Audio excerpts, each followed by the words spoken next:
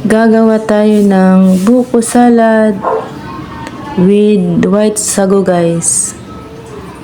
Bale, 1 kilo ito na buko.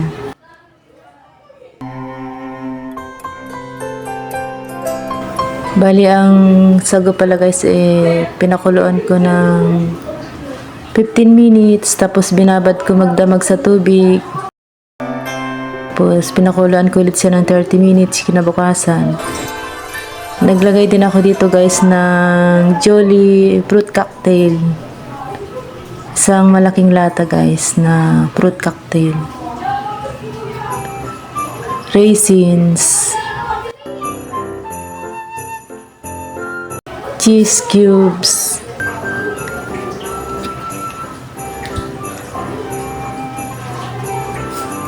Ay, lagay na natin ang white sago.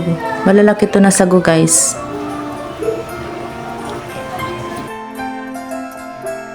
Nestle cream. Bali, 2 Nestle cream ang nilagay ko dito. 250 ml.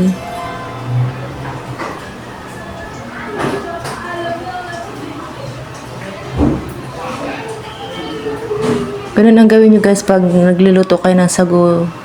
Lutuin nyo muna, tas ibabad nyo muna magdamag. Saka nyo ulit lutuin para malambot siya.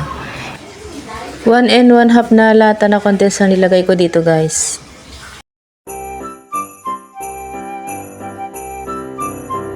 Napakasarap nitong buko salad na ito guys. Eksakto lang ang tamis. Hindi siya masyadong matamis.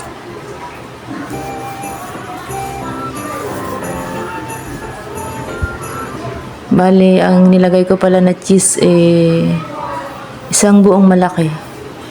Gusto ko kasi sa buko salad maraming cheese. Marami din nagagawa ang 1 kilo na buko guys.